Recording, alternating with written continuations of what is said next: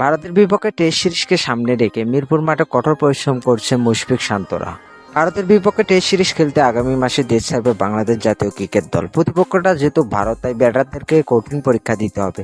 এর আগে ভারতের বিপক্ষে 14 বারের দেখায় কোনো ম্যাচ জিততে পারেনি বাংলাদেশ, তাই পরিসংখ্যানে অনেকটা এগিয়ে থাকবে ভারত। কিন্তু পরিসংখ্যান তো সবসময় নিজেদের হয়ে কথা বলে না। রাওয়ালপিন্ডি টেস্টে বাংলাদেশ যে দুর্দান্ত পারফরমেন্স করেছে, তাতে বাংলাদেশকে হালকাভাবে নেবার কোনো চান্স নেই ভারতের হাতে।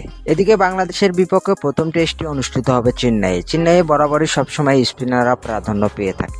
তাই এই ম্যাচটি নির্ভর করছে সাকিব মিরাজদের দুর্দান্ত পারফরমেন্সের উপরে। সাকিব মিরাজরা যদি দুর্দান্ত বোলিং করতে পারে, তাহলে খুব সহজেই ভারতকে আটকানো সম্ভব বলে মনে করছেন হাবিবুর বাশার।